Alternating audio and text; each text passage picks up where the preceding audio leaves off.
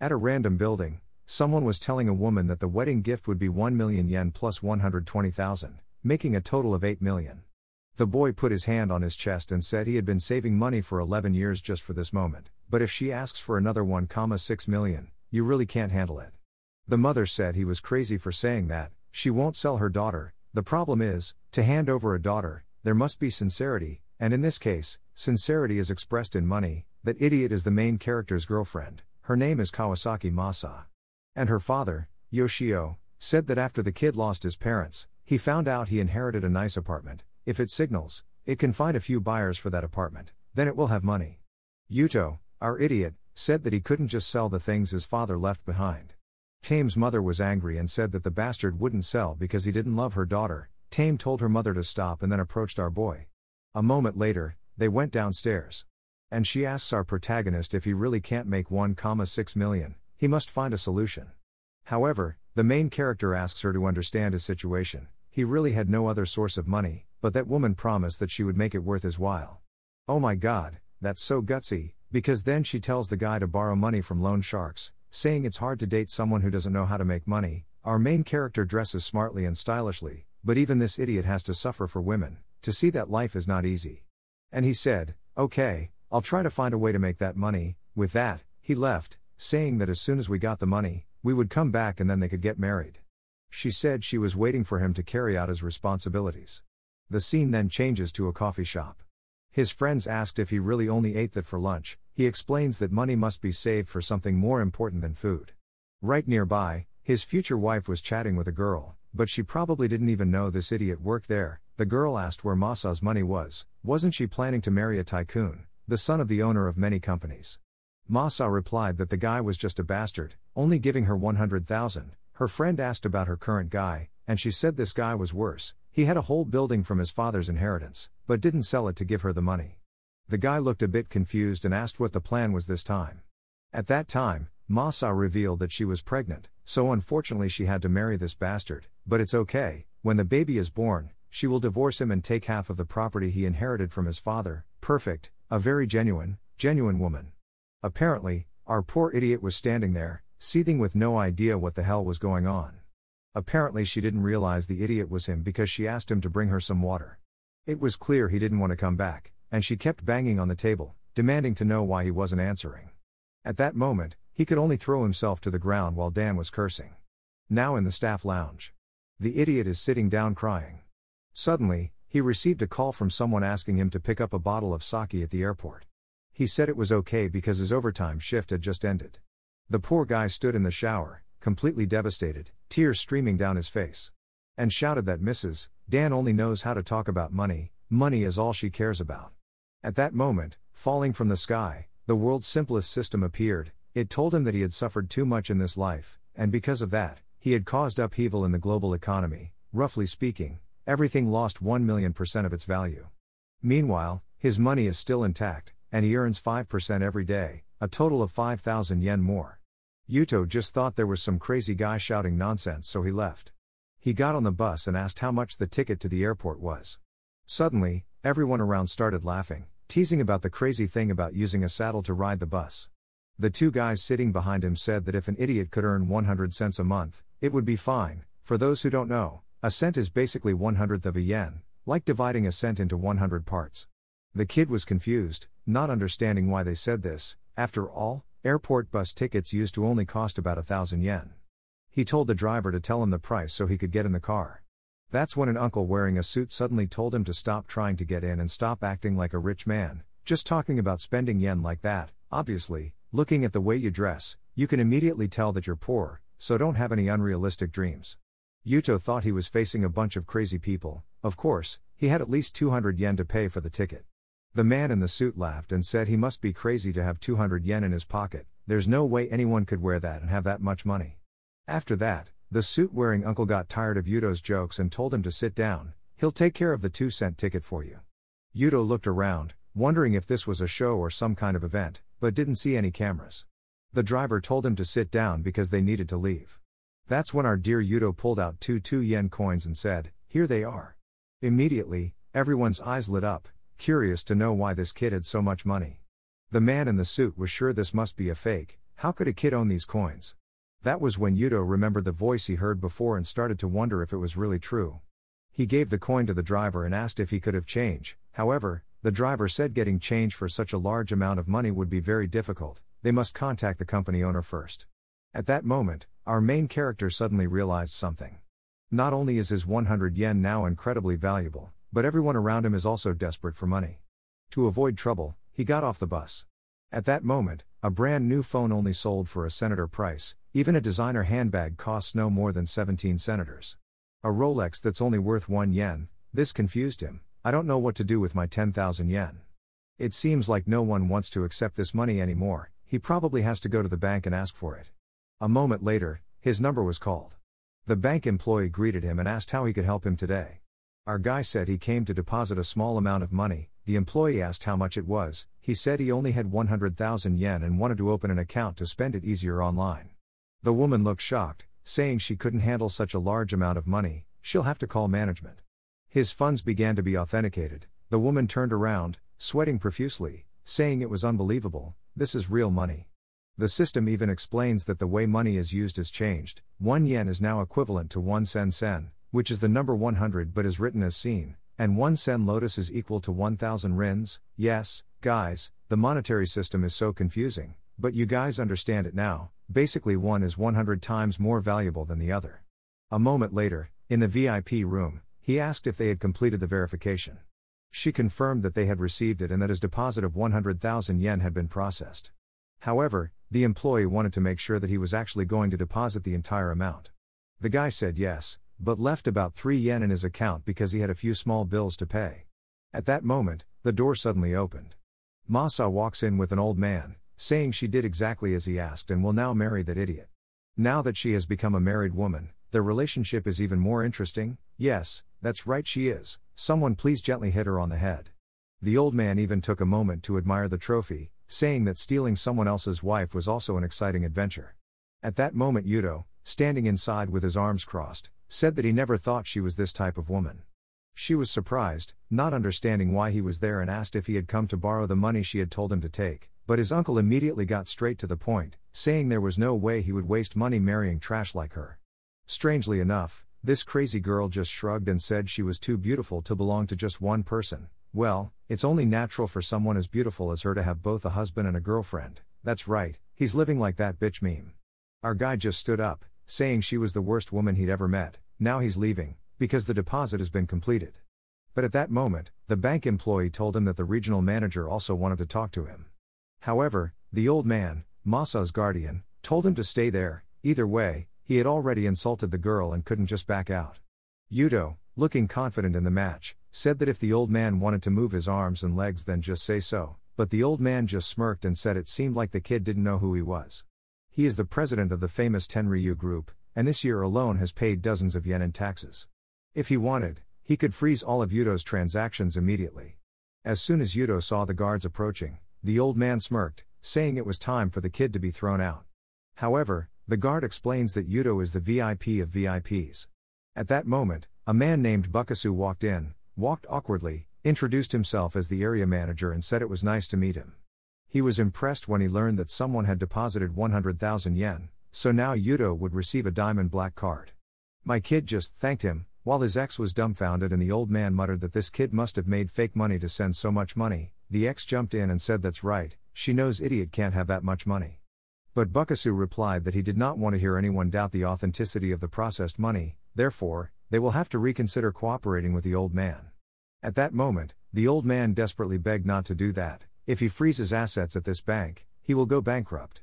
Meanwhile, a carefree girl clung tightly to Yudo's thigh, saying that she was wrong to side with the old man. Actually, she always thought Yudo was much more handsome and promising.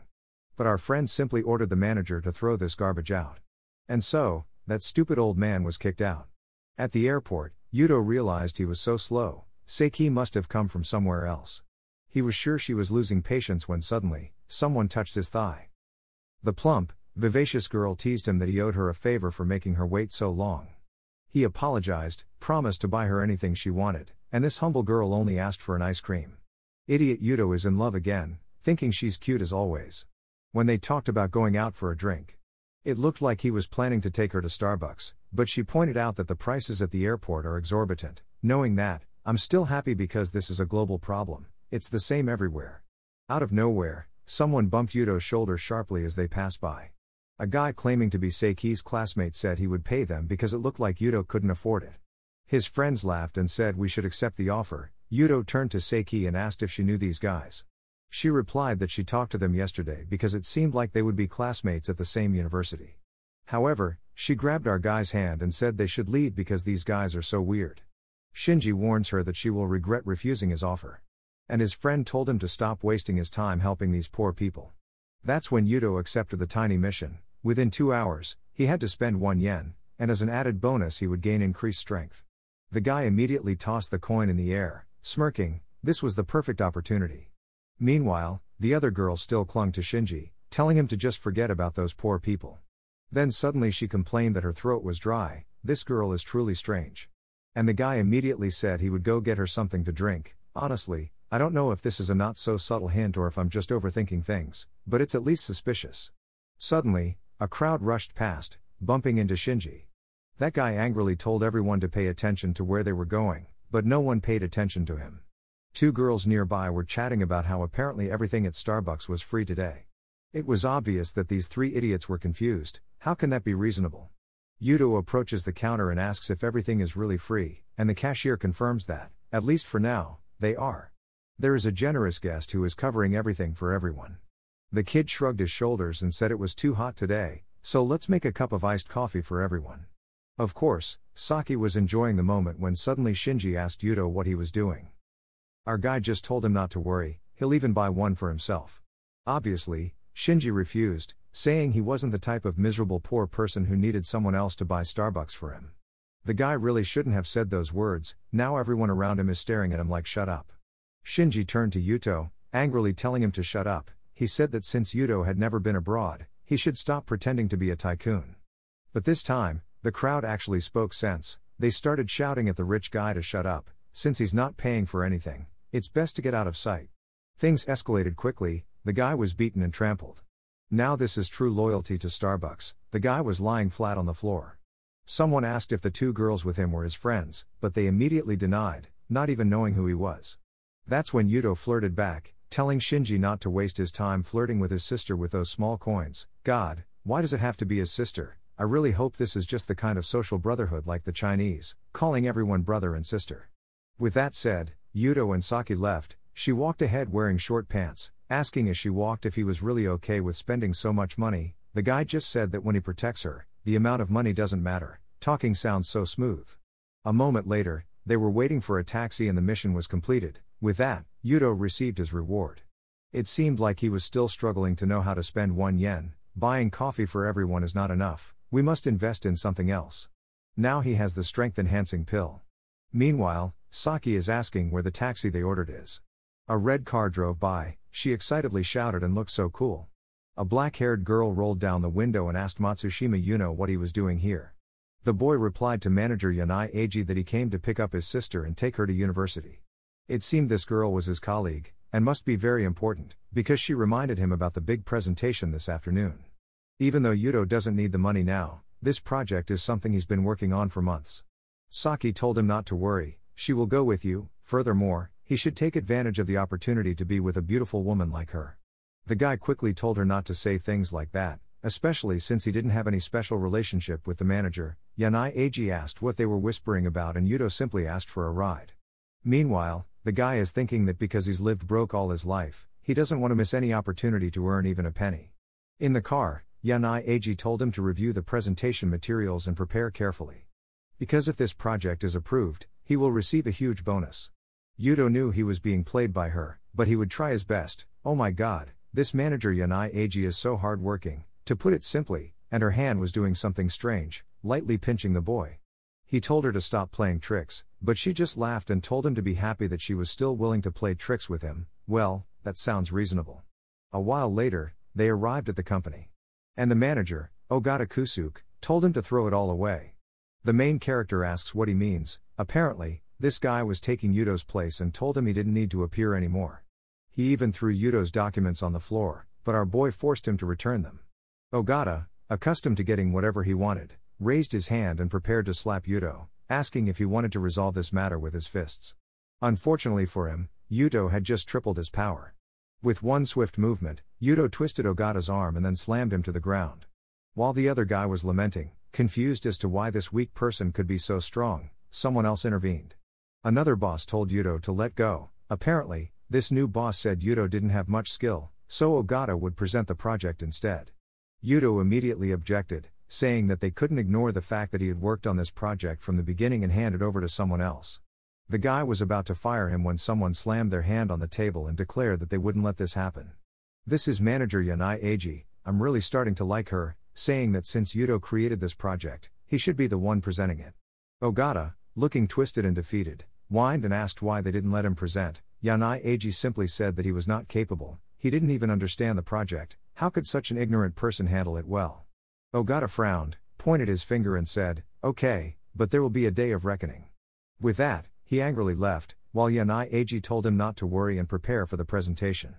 Yuto couldn't help but think that even though she was extremely focused on her work, at least she treated him well. Later in the conference room, Yanai Eiji announced that the presentation was over. Vice President Akira congratulated them, telling them they had exceeded expectations. First, Yanai Eiji shook Yuto's hand in praise, then immediately used advanced magic to push the poor guy away. Meanwhile, a bearded man said that when the boss comes, they will discuss how to solve the debt. Yanai Eiji looked confused. What debt are they talking about? That's when the shady guy from before shows up, saying that, unfortunately, there seems to be a problem with the payroll. It seems they owe hundreds of yen, and at this rate they can't pay any of their employees. Yanai Eiji couldn't believe it, she always checks her finances. But the other guy just smirked and told her that she had been tricked by her former bosses. Turns out, all those financial calculations were fake. She immediately realized that nothing made sense, unless this was a trap all along. The guy then smugly declared that the whole thing was just a stupid trap. Yanai Eiji is angry, saying that this is not fair at all. She's put so much sweat and tears into this company, yet they treat her like that. But he ignored her completely and announced that the company would be sold to the gentleman next door for 90 yen. Yanai Eiji is filled with disappointment. She actually cried, saying that 90 yen was too cheap. This is nothing more than exploiting the poor. The smug guy just smirked and said it didn't matter, because it wasn't like she had the money to offer another price. At that moment, President Kinoshita appeared. Thinking back, that mustache man was probably the owner of the bank where Yuto deposited his money. And now, the two of them were gossiping about some crazy guy in town who just burned 100,000 yen. At that moment Kinoshita saw Yuto standing there and asked him what he was doing. Immediately, the old man who walked in asked if this was the kid who sent 100,000 yen. The bank employee confirmed it was correct. The man stepped forward, bowed slightly and introduced himself as Kishinoda, the company's president, saying it was an honor to meet him. Meanwhile, Ogata, the idiot, was completely lost, not understanding why the two presidents were suddenly flattering Yuto. The two bosses immediately shouted at Ogata, telling him to stay away from matters related to the person who sent the 100,000 yen. Yuto thought for a moment and then asked if they were really going to sell the company for 90 yen. Of course, now the guy is all messed up, saying it's best to drop the subject. He doesn't want anything to do with Yuto anymore. But Yuto didn't let things go that easily. He tells Yanaji that they need to clean up the way things are managed here. And he did not hesitate to immediately inform investors that Ogata had played a trick to put the company in debt and then sell it off at a low price. Of course, the investors and bankers immediately said they would open an investigation immediately. Ogata tried to lie to escape, but it was too late. Next scene, scandal spread all over the newspapers. The embezzlement case was exposed. Someone is pouring wine, celebrating today's victory. Damn, I thought we were already in the hotel room, but no, we were still at the restaurant. Yanaji says Yuto saved her life, so they have to raise their glasses. Yuto, the always logical person, told her that from now on she would manage the company. She blushed, saying she wasn't sure if she was ready. After all, she is easily led around. She stood up and said that if he trusted her that much, they both needed to clink their glasses a little closer. Then of course, she stumbled like an idiot. But our guy saved her in a completely normal fashion. I thought there would be some kind of accidental help in the wrong place, but that wasn't the case. The girl twisted her leg, so she asked the guy to carry her down the stairs, but don't do anything strange. Our little boy carried her as if she weighed nothing, saying it was okay. Moments later, they arrived at a hotel room, where he gently placed her on the bed, telling her he was going out so she could rest. But as soon as he turned around, a cobra-like attack came. She kicked him as fast as lightning, pulling him into a vicious trap. She sneered, saying that this time, it was he who was fooled. But our guy, oh, he turned the tables. And then he taught her how to play Riven Top and do crazy combos. After a few battles on Summoner's Rift, both of them were exhausted. Oh my god, playing League of Legends is so tiring. Yanaji lamented, saying she couldn't believe this skinny guy played games for 6 hours straight. He sat sullenly, saying it was her fault for angering him. If he meant to be provocative, then yes, it's 100% his fault. This girl is truly a disaster. Because they were in a best-of-5 match series to get to the gold tier, they lined up and waited for one more match. Meanwhile, the day is over and Yuto receives a new mission. This time, he had to spend all 50 coins before the day ended. He suggested that perhaps he should invest more in the company. But Yanaji thanked him and then refused.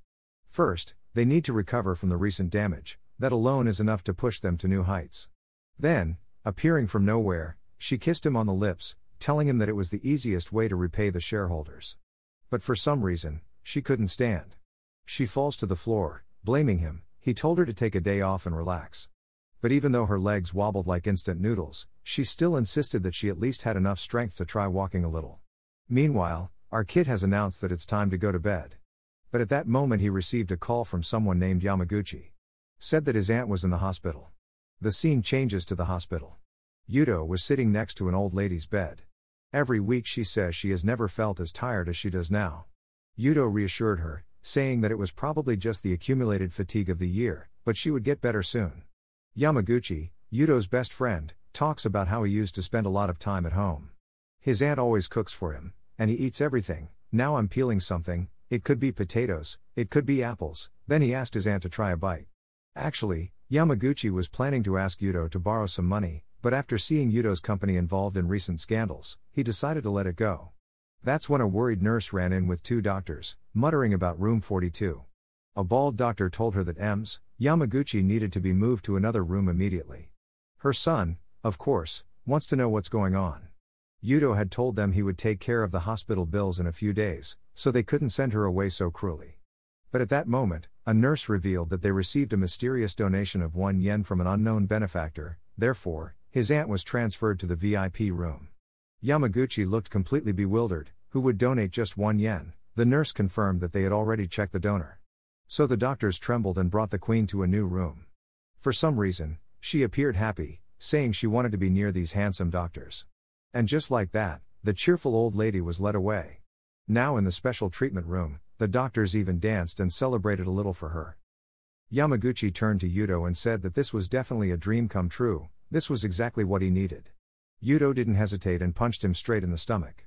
Almost killed the poor guy. He forgot that he now had extraordinary strength. Yuto tells him that this is the price he has to pay for keeping quiet instead of just asking for help.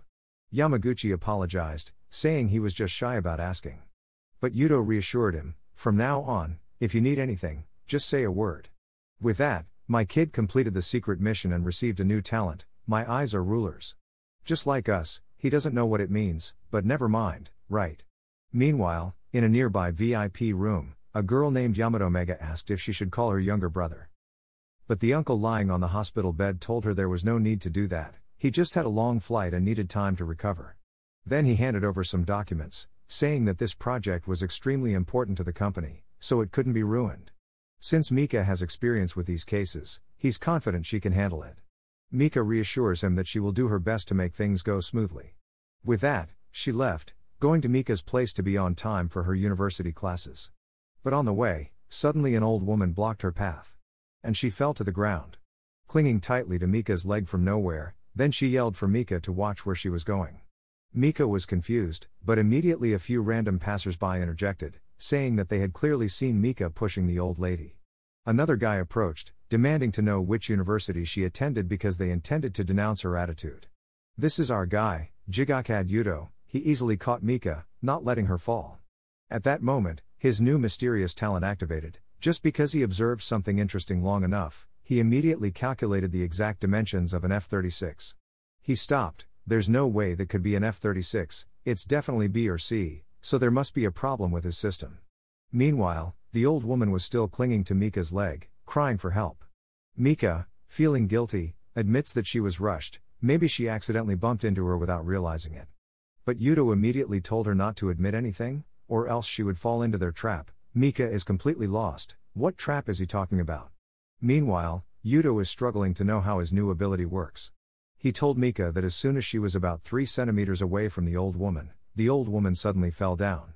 3 centimeters isn't worth much, so that's it. Plus, there were a few cleverly placed cameras to make it look like Mika bumped into her. Yuto found it suspicious that there were so many cameras recording this scene from all angles. Mika also felt really shady. Yuto warns her that someone is trying to trap her. So Mika stepped forward calmly and politely apologized. She said that, unfortunately, she never encountered that woman. The old lady went crazy, calling Mika shameless, saying how many cameras had caught her doing tricks. Mika calmly said, if that's the case then check the hospital's security cameras immediately. And of course, as technology has advanced, they will slow the scene down 1,000 times, so they can see the exact moment the old lady falls. As soon as the girl threatened, the scammers immediately ran away. She was sure they were all a bunch of scammers, and Yuto asked if this hospital really had such technology, but she cunningly admitted that it was just a lie. He doesn't know where the camera is in this place. And so, the two of them realized they were both a bit mischievous. It seems like the next victim is about to be raised in Mi's eyes. She introduces herself as Yamada Mika and thanks him for his help. He extended his hand to shake hands, but she just turned and walked away, saying that if he wanted, he could visit her at university. Yuto wondered if this girl was at least a little suspicious. How could she invite someone out so carelessly? That's what he noticed. It's already 6 p.m. Back to his apartment. He decided to watch a few live streams to dispel his boring day. If there's one thing that always happens in Chinese stories, it's a match between streamers where the rich guy raises money.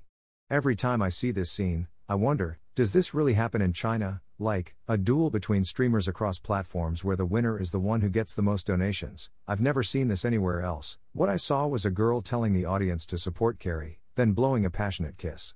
Meanwhile, the other girl, Cumin, was begging for more votes to avoid losing. Carrie smirked, said it looked like she was about to win, and wondered what punishment the loser would have to pay. Because she's a gamer, let's force her to play games with her feet for fun. At that moment, Yuto's measuring eyes talent activated after he stared long enough. He commented that the girl's legs looked nice, but the proportions seemed wrong, probably because the table looked so distorted.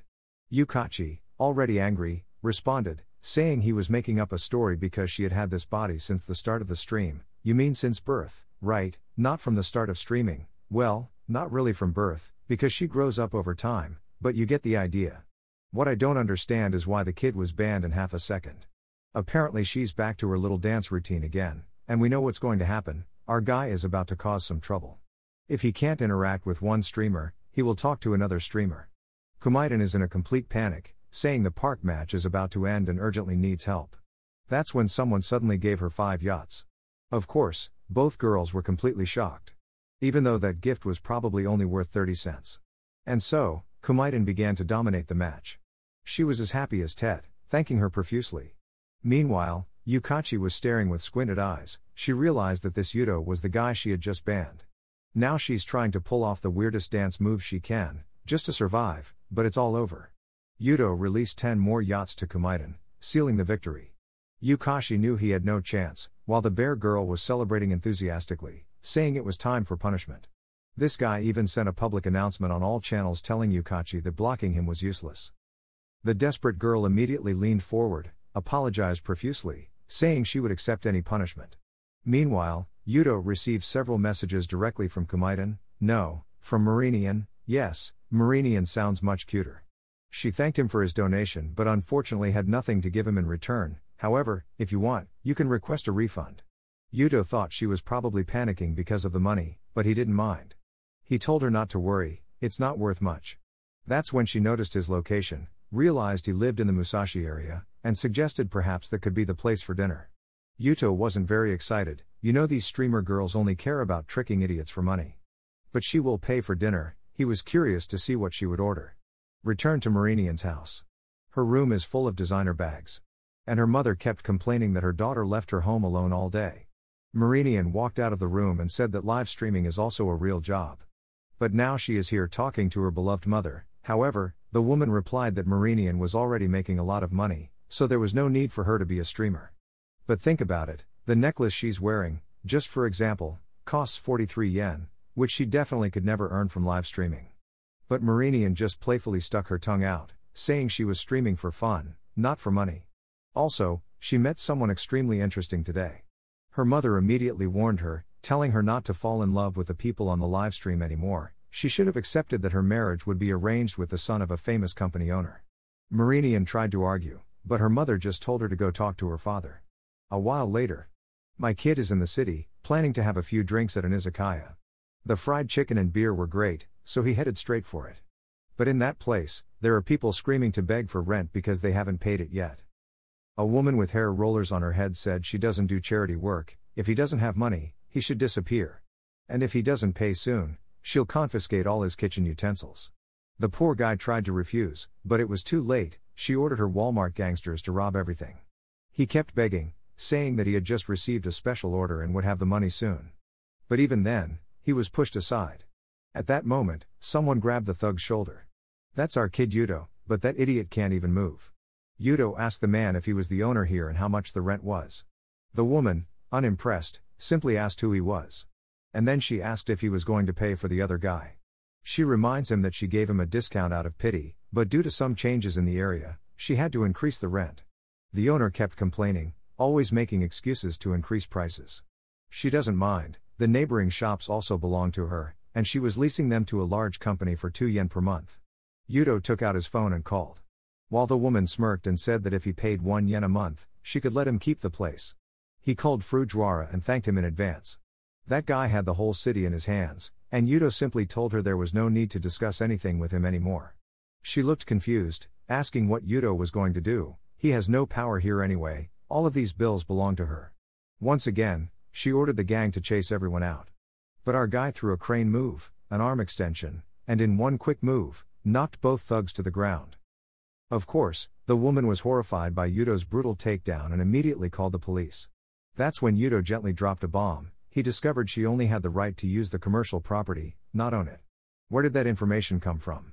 Then he revealed that, on the contrary, he had just bought the whole area.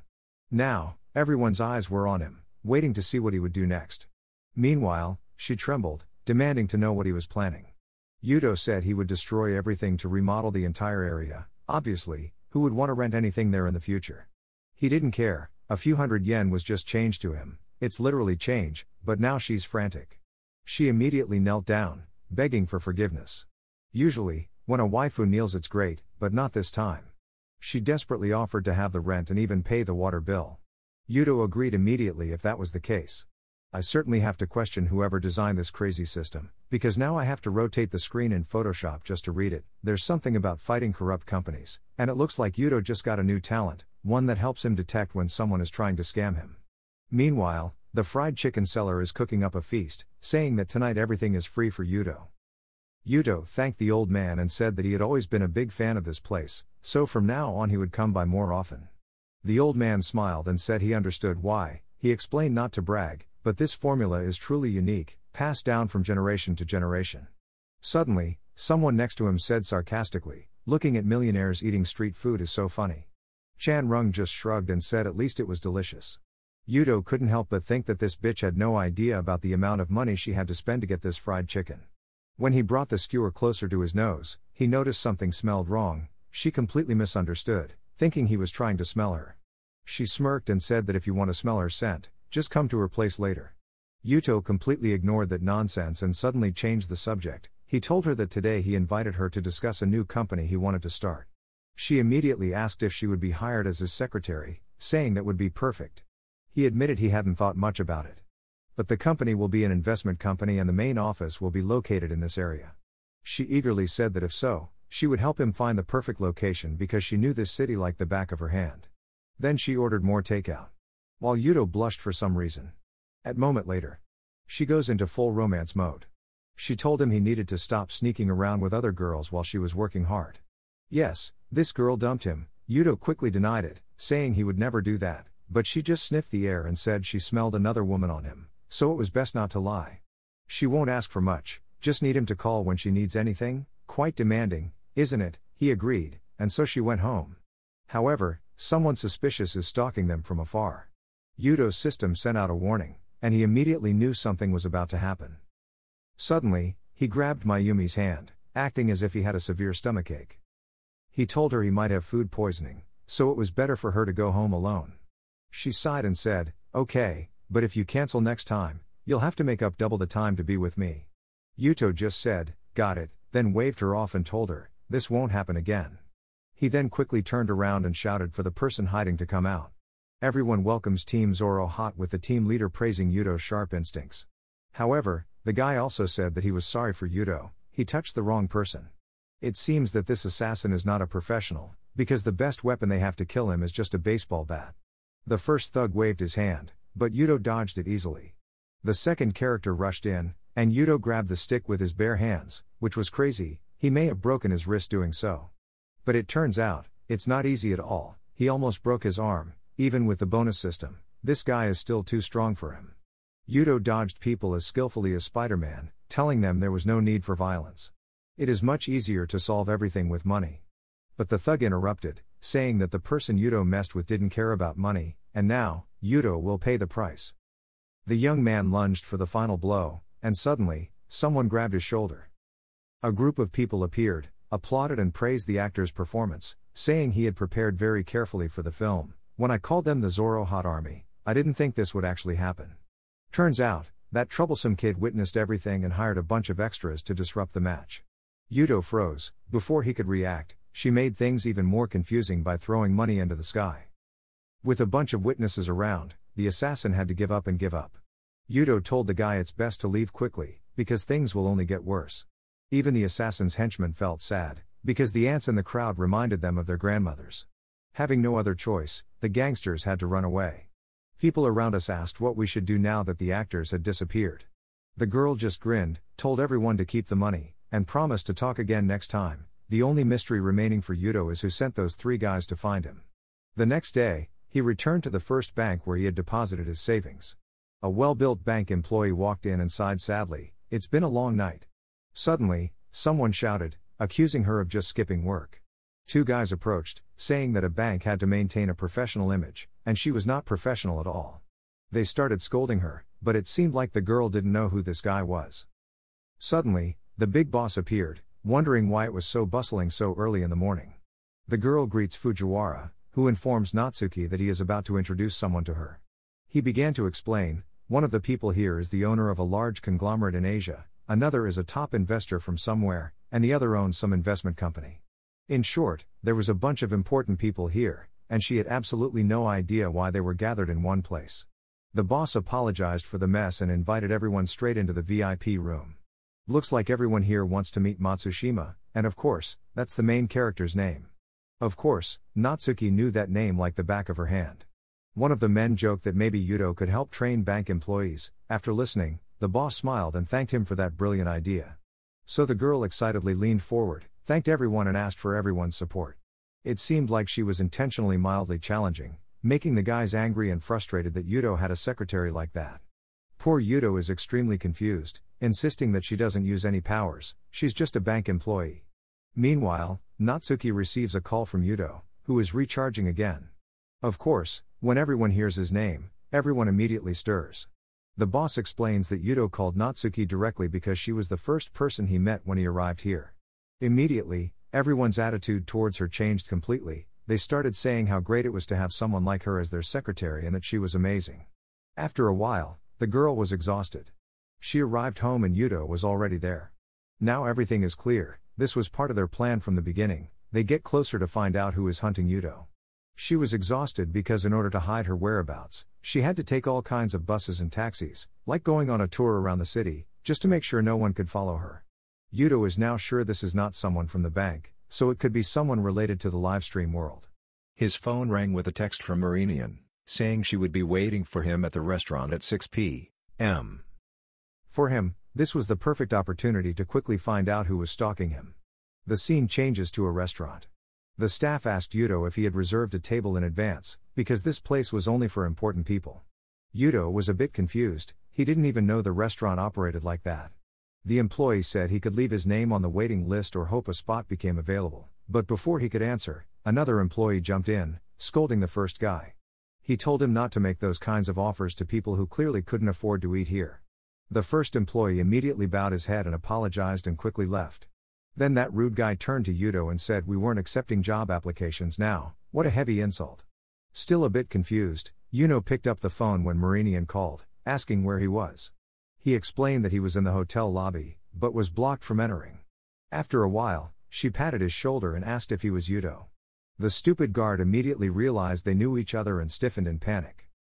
That's when Yudo calmly told him that he didn't come here to apply for a job, but actually to eat. The guard immediately apologized for being rude and wished him a nice evening. Yudo, too lazy and didn't want to cause trouble, just asked where to sit. Marinian told him to come along, it would be awesome.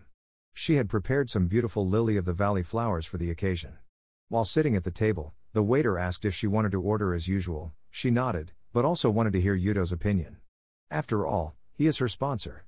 Yudo just shrugged, saying he had never been here before, so he just ordered the same thing as her. The waiter laughed, saying that this was the typical reaction of people who are not used to fine dining. The waiter set a trap and naturally asked the girl if she wanted to drink his familiar wine. She agreed, but Yudo, poor and humble, wanted nothing to do with wine. I just asked for a glass of water I made myself in the car.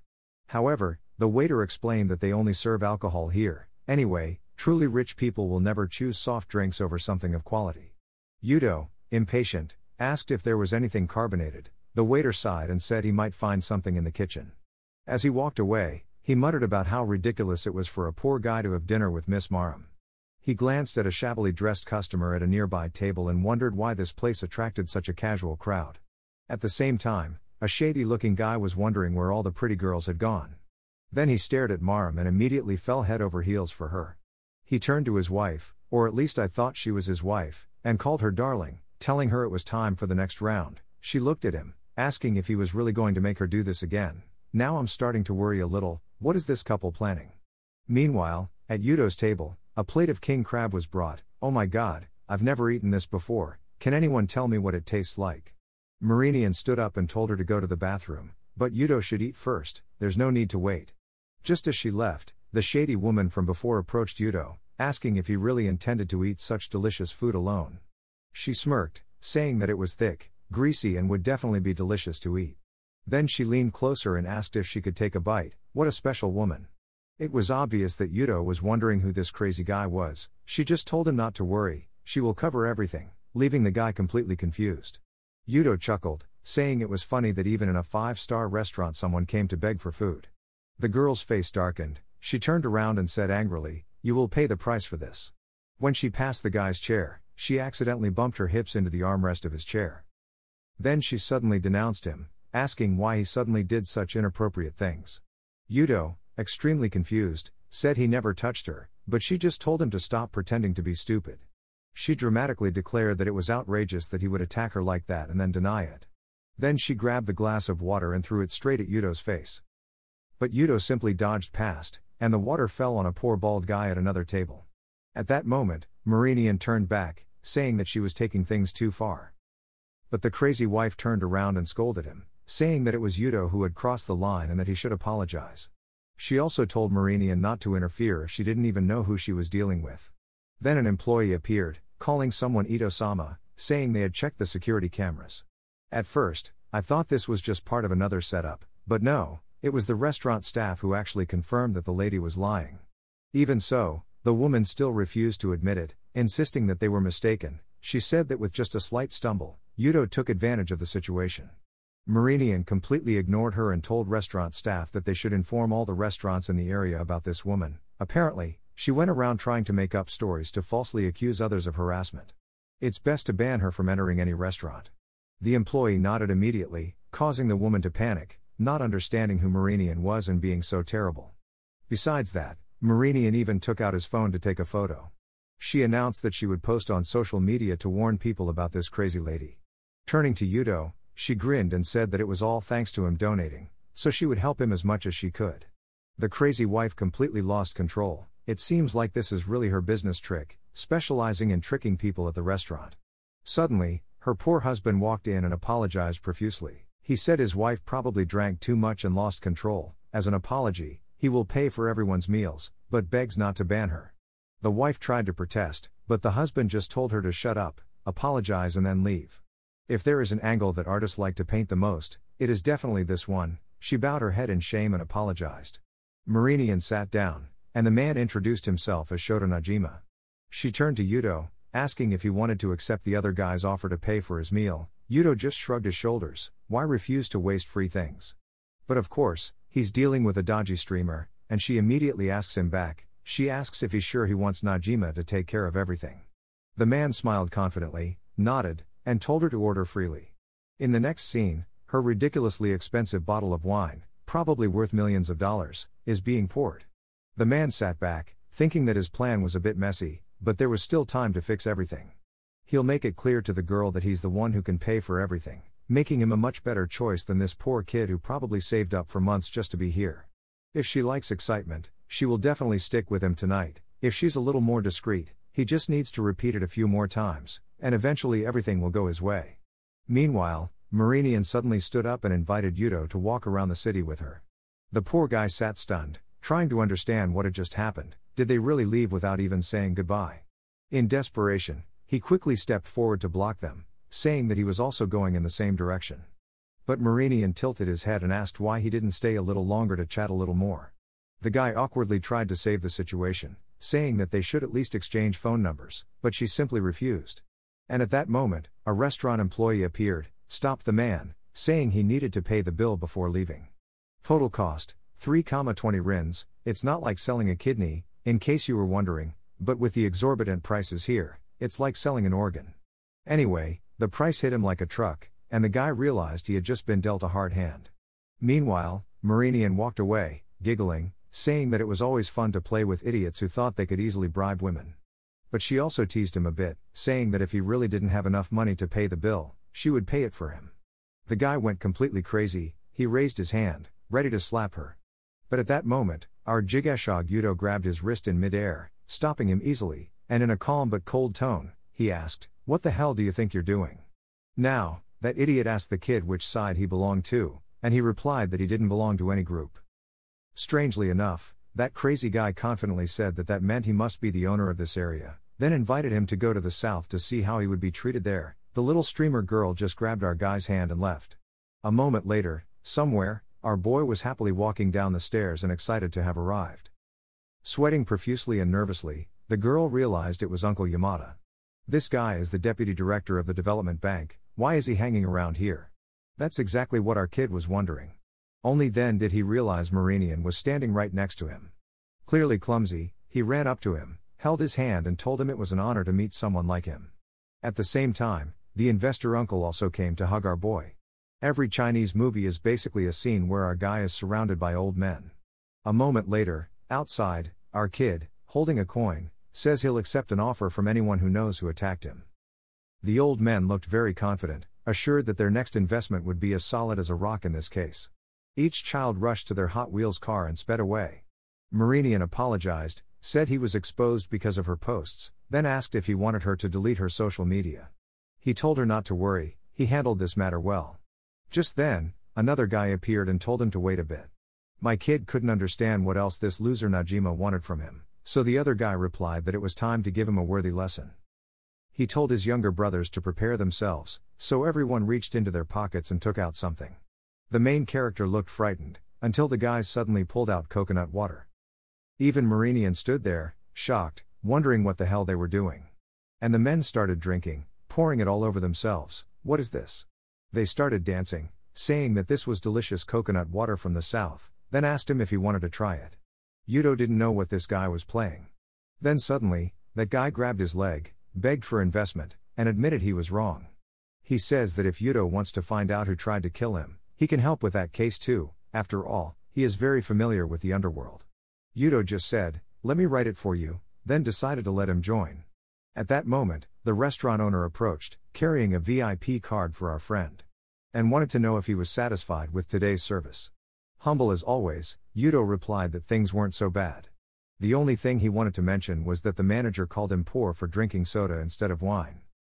The guy was shocked and realized he was screwed, and his boss had warned him in advance that he wouldn't tolerate this type of behavior. The next scene changes to the main character's sister saying goodbye to someone. It was the girl from the hospital, and apparently they met in college. Saki-chan was as happy as Tet, saying she was lucky to meet Yamada. She is teaching her many things and seems dedicated to helping her. Not to mention, She is also considered a genius at this university. And when she entered the room, she saw 3 girls waiting. Apparently the poor, naive guy asked what they were talking about. She's about to be trouble to the end. Before the girls could react, she realized all her notebooks had been thrown into the trash. She ran to them, wanting to know what happened. And that beautiful, dangerous, obnoxious girl, what a danger, she said she thought Saki didn't intend to use them, so she put them there. Saki-chan walked to her bed and wondered why everything was so wet. Oh my god, another kid who looks good but is dangerous. He said he accidentally spilled the milk and apologized. The villains are all this dangerous type, what a nightmare. Apparently the last one was equally bad and asked her if she had a problem with that. Poor Saki-chan, with such a stupid face, she still looked back, just to feel the pressure of 3 monsters glaring at her. Right at that moment, Chad walked in the door, wanting to know if it was true that they were bullying his sister. Miss, it seems like we've all been summoned to the principal's office. Saki turns around and tells him not to worry, she's fine. Meanwhile, the rugby guy and the other 2 hot girls are looking so embarrassed. Why is this girl wearing that dress in the middle of university? Girl, this ain't no party. Yuto told Saki not to worry because he was here. The principal then said that, as she explained, it seemed like there was a bullying incident going on in Saki's room. Our boy greeted Miss Sue and asked her to explain everything clearly. After all, he knew that if they let this go, things would only get worse for his sister. The woman said that she understood that very well, and that was why she called him here. After that, the principal asked Saki why she was being bullied. Mimiam was equally confused, wanting to know why the principal said it as if this was his sister's fault. Suddenly those 3 idiots looked terrible, crying, afraid that some girl had just destroyed them. Yuto, still confused, asked his sister what was going on. Let me see what happened just before that, when. She turned around and faced the other 3. Wow, I think she's really about to give them a beating. She ran away. Strong and beautiful, she grabbed the first person's head and pulled her hair, revealing her pitiful bald patch.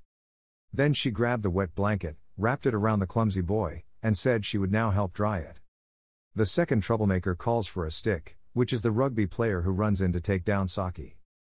But Saki just dodged, grabbed the girl's hand, and threw her to the floor. The idiots just lay there stiffly while Saki apologized, warning them not to touch anyone from the Matsushima family. That's when Yuto remembered that his evil son had started carrying fish like crazy since he was 9 years old and was a nightmare every time he fought. Even so, he turned to the principal and said that his sister was not the type to fight, someone must have angered her for this to happen. But the principal put her hand on her boy's shoulder and said she needed to talk in another room. She then explains that maybe what he said was true. However, 3 witnesses all confirmed the same story, and even Saki admitted she had beaten them. The best way is for your sister to apologize, for everyone to make peace, and for the school to monitor the situation to see how it develops. That's strange, Yuto just laughed it off and said, well, I'll leave it to you. Then the guy ran to the girls and told them to find a way to reconcile outside. But those troublemakers in tight clothes want a sincere apology, and in China, sincerity means money. The boy gave a slight sign and said he would be very sincere. They can meet to sit and worry. At that moment, a guy rushed down the hallway, telling Matsushima that he had brought what Matsushima asked for. He bought bags, perfumes, and even phones for these crazy people. And they immediately said that was sincere enough. But that kid is cold and calculating. He threw everything on the ground and said he might hand it over. It's just that those luxury items are not suitable for people like them. Then he told them to just tell him why they did that to his sister. The 3 idiots were stunned. They thought it was easy to get those fancy bags. But Yuto warned them that he would think they were smarter if they confessed from the beginning. After all, you will find out. Then the guy wearing a party dress said they really didn't have any problem with Saki. They were paid by a guy from another department to tease her. She then showed a picture of a guy wearing a helicopter helmet and said they were paid by this guy named Shinji Yamada. Obviously my kid doesn't like hearing that at all. The scene then shifts to the girls' dormitory. Looks like our kid found a room and told Saki to stay there, no need to go back to that place anymore. Apparently we were in some dorm and he got her a room. She thanked him and said she would walk around because she wanted to find someone she knew. In another room, probably in the same apartment, we see Yamada trying to fix or actually struggling to fix something in the sink. Right after she saw Saki in the opposite room turn around and recognize her. Looking cool but tired, she waved lightly, saying it was a coincidence that they were so close to each other. Immediately, seeing that her friend's room was soaked, she asked if something happened. Yamada said, yeah, I'm about to call someone to fix it. But then Giant Saki said she handled it fine. And she also ran over to fix it right away. Of course, strangely enough, Yuto felt like there was something wrong in the air. Looking aside, he saw that the smart guy recognized himself as the guy from the hospital. Immediately, he remembered that she had said she would show him around the university. But she thinks he's some kind of perverted stalker. And came all this way just to watch her. She said she would call the police. The poor guy was misunderstood and quickly explained that he was just helping his hard-working little sister because she was moving to the opposite room. Then the system told him to help the girl because someone was about to take advantage of her. At that moment, Saki appeared and said that it was a coincidence that they knew each other, then announced that she had already resolved it. Yamada was surprised that it was over so quickly. When Saki asked him what was wrong, Yuto just stood there trying to understand what the system message meant. Yamada then went to turn on the faucet and thanked her for fixing it. But then something very heartbreaking happened, something that makes anyone who watches this video feel sad. The poor girl was soaked. Well, rest in peace, girl. Saki was sitting there laughing at the idiot. A moment later, Yuto was still thinking about this rescue. He imagined he would advise her to be careful, but she probably just thought he was crazy. Saki already realized her brother was thinking about that girl. And told him not to worry because she would make him very happy, help him with the other girl, of course, wake up. A while later. Yamada looks as healthy as ever, saying things are really stable now. Saki invites her to an apology dinner, making sure her brother won't be present. Yamada thanks her, telling her that this is perfect since she was also planning on taking her somewhere nearby. Yuto realized this was the perfect opportunity to gather information. Looks like he even dragged his sister into the plan. This kid is definitely not your average type. Now he just needs to deal with that guy in the baseball cap. A while later, under the harsh sunlight. He picked up the phone and asked if he should go to the Kurobiyama racetrack. Oh my god, these Japanese names are really long sometimes. The American football player confirmed, saying that Shinji Yamada was always present. Yuto immediately saw a guy nearby talking about racing betting. And warned the rugby player that if she ever touched his sister again, next time it wouldn't be easy. She just thanked him and waved goodbye. But at that moment, a security guard stopped Yuto, saying that this area was only for VIPs. My kid wanted to know how to participate, but the other guy said he couldn't, only official members with cards can enter that place. Yuto looked around and saw a small, modest motorbike, so he asked whose car it was. That guy said it was his, so he was able to get inside. So my kid gave him a lump of money. That guy was in total shock. Yuto grabbed the bike, calling it a beast. Meanwhile, someone is praising Shinji's cool car. This must cost a lot of money. Shinji told Fuji that yes, he had modified it a bit, added automation and upgraded the engine. While he was going on and on about all the things he spent his money on, someone drove up on a tiny motorbike. Wow, our boy Zu really has a spectacular performance, doesn't it? And landed right on Shinji's car. This guy is really brave.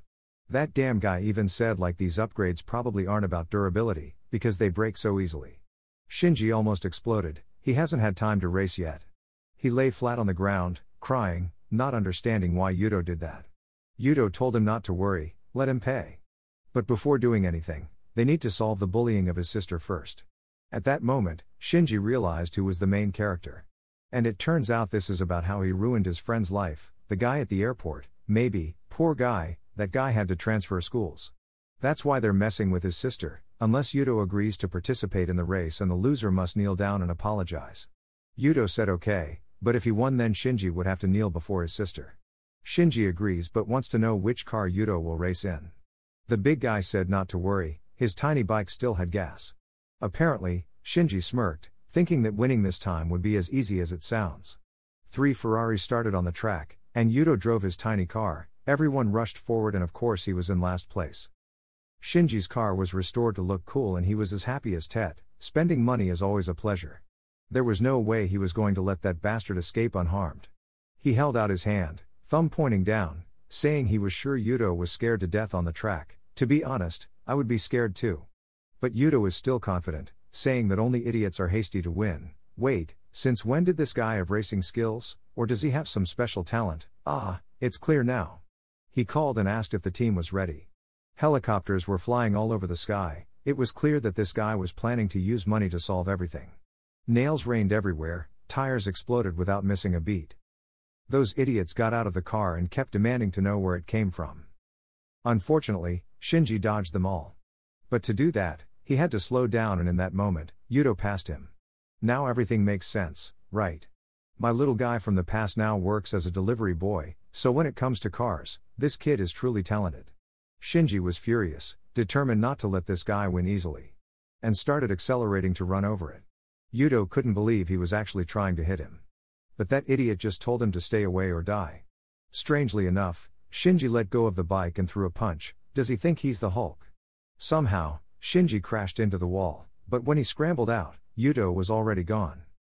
Turns out this guy is 007, he was already sitting on the helicopter. And climbed down from above. So he told Shinji that since he crashed his car, he couldn't continue racing, which meant he had lost.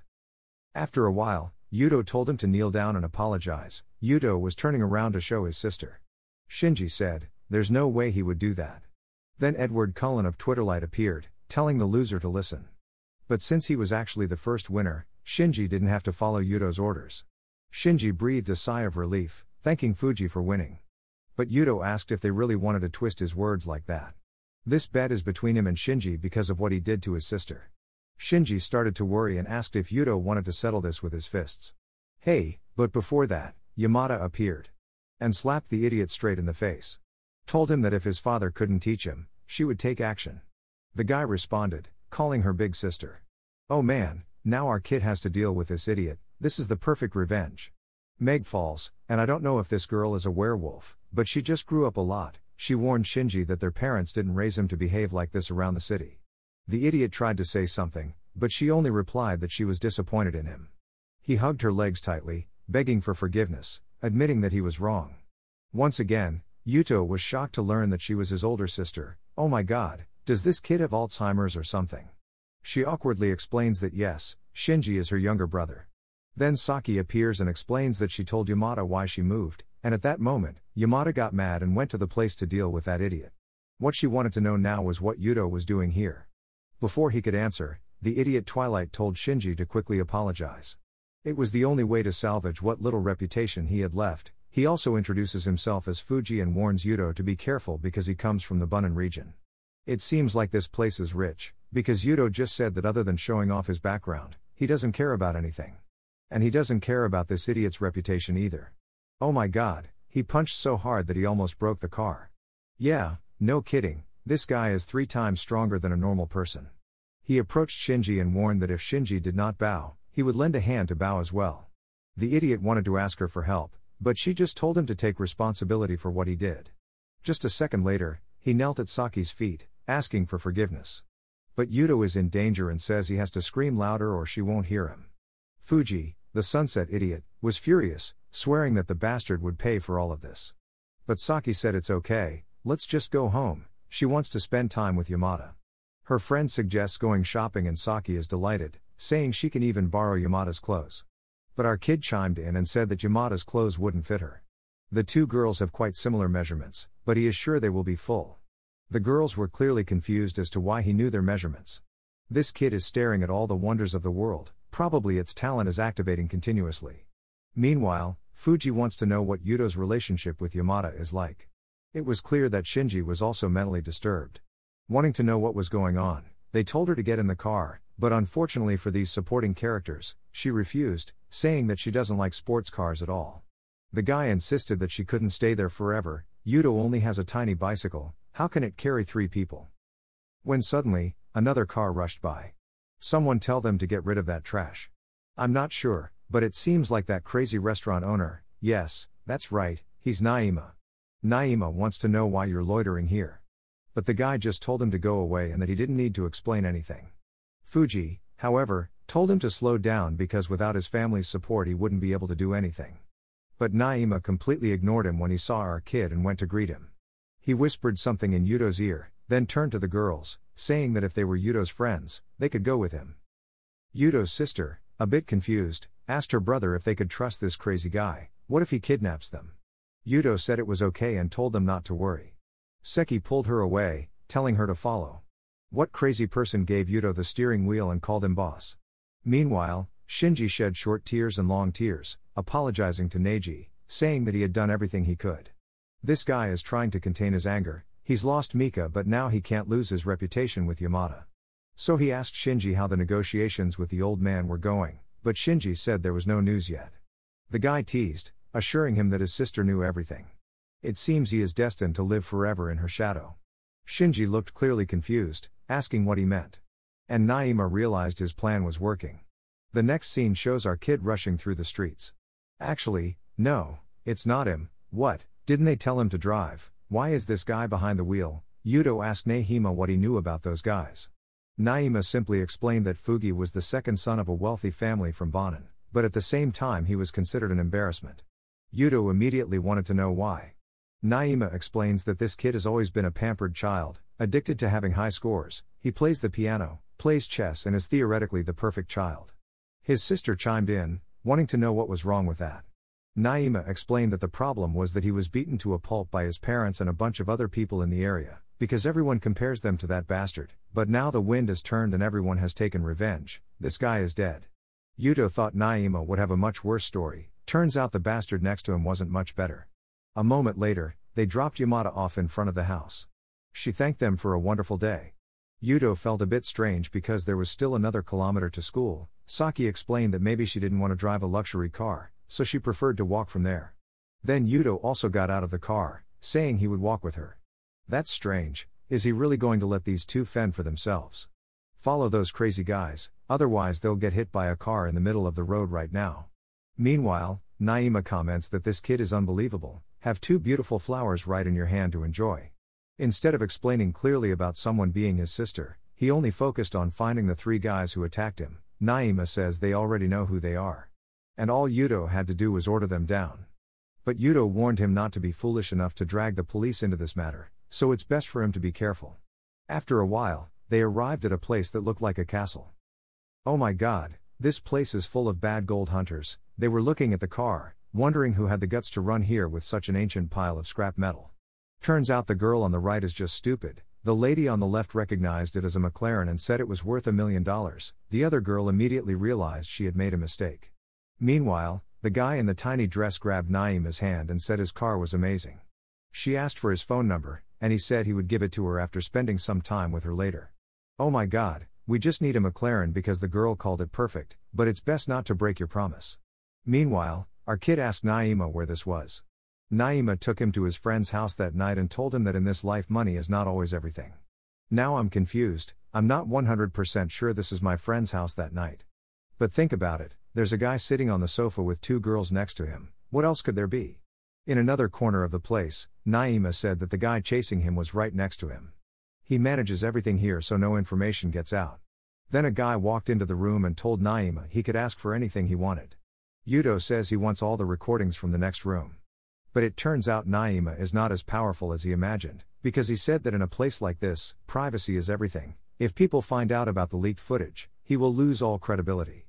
But our kid just flipped a 1 yen coin towards the security guard and told him to turn off the cameras. If that wasn't enough, he also gave me 2 more yen. It's only been 5 yen and this guy is already shaking. But when he didn't answer, Yuto said that was enough, he won't raise prices any further. Of course, the guy immediately grabbed his hand and told him to wait. If he really paid 5 yen, the video would be ready immediately. In the next scene, the guys were already sitting in front of the TV, saying everything was ready. Naima kept complaining but had to admit that this was the easiest way. Yuto was watching a video of a guy with his friends. My mouth says I don't want to see these things, but I have to know why I'm being hunted. This is starting to get weird. The two guys sat there staring at this man like this. Then that guy pulled a trick like Venom. And the worker honestly told him that if he was going to do that, he would have to pay more. But he kept saying he was relaxing. She had absolutely no idea what his boss did to lure the girl out of the hospital. The girl was confused and asked him what story he was telling. He asked her to come closer and explained. My boss doesn't like strong girls too much. He likes girls who are exhausted, have no way out, and have no other options. First, he wanted to destroy the girl's honor and reputation. Oh my god, the target is Yamada. And when she was desperate and had no way out in life, he appeared as a savior. When someone falls into such a situation and meets someone to help, they always easily nod in agreement. The girl clearly reacted like, this is truly a twisted, confusing hobby, and of course, this guy is not mentally stable. This guy just shrugged and said it didn't matter, his boss is the one who decides. Besides, someone got in the way of his boss's plan, now he has to take revenge. Wait, I just realized who this bastard is, it's the guy with the scarred face and the top hat. he told our boy they would take revenge. The girl immediately asked who was the boss, not out of curiosity, but because I wanted to stay away from this crazy guy. But that guy said he wasn't stupid enough to blow off his boss's name here. When someone suddenly entered the room saying they needed to prepare for Yamada's upcoming birthday party. Sarfus agrees, saying they have to get it right, otherwise, you might lose your head. Yuto begins to suspect that these guys might have Shinji's back. Naima says it's good that they're planning revenge, but my guy said it was late and he was on his way home. However, his friend said he would stay a little longer to see how things were going. Yeah, he's probably just supervising. Walking through the club. Yuto thought about Yamada having a tough opponent, but she wasn't an easy target either. When suddenly, the system turns on potential target detection mode. If he solves the problem, he will receive a random reward. Nearby, the boss was approaching a girl wearing a dress. If I remember correctly, this is the guy at the bank the other day. Oh my god, he's talking to M's, Sue. Wait, isn't Sue the university president? What is she doing here in that bar outfit? What's going on? She told him to stop and asked him to back away. He told her that if she wore this, he would let her beg her debt for another 3 months. The old man smirked and said it was ironic that she thought just wearing that outfit was enough to get what she wanted. She should know that if she wants to achieve what she wants, she has to try harder. Sue simply replied that if they got any closer, she would scream. But the nasty old man told her to calm down, saying there was no need to stress over this. If she performs on stage specifically for 5 minutes, he will give her a 3-month deferment. Sue immediately retorted that there was no way she would dance for them. But the guy asked her if she was sure she didn't want to solve her problem. Just imagine what it would be like if the big bosses at the university found out that she was in deep tuition debt. She gritted her teeth and said, okay, but only for 5 minutes. The old man chuckled and thanked her as she got ready. Oh my god, where is the kid? Isn't he planning on rescuing her? You're late, buddy. That bitch knows that someone in her position has to maintain a clean image. That's why he planned to take a bunch of pictures so he could blackmail her later. Yeah, this guy could go to hell. If the main character pulled out a Glock and executed him, I wouldn't blame him. This old man sounds like some red pill guy who got dumped because he was poor and now thinks women should be treated like trash. Maybe he should open his own podcast to chat for fun. Just when Sue was suffering, a teenager finally appeared and told her not to let them bully her like that. She immediately recognizes him as Saki's brother, and our boy warns that if she keeps this up, they'll never stop blackmailing her. At that moment, the old man turned to Yuto and asked harshly, "Who are you?" That's when the kid tilted his head and asked if he really had to remind him. The old man began to tremble when he realized it was Yuto, king of the Tenyans.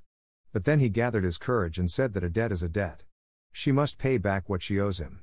Yuto challenged him to try forcing her to see. Now the old man is wondering why this bastard always likes to cause trouble with him.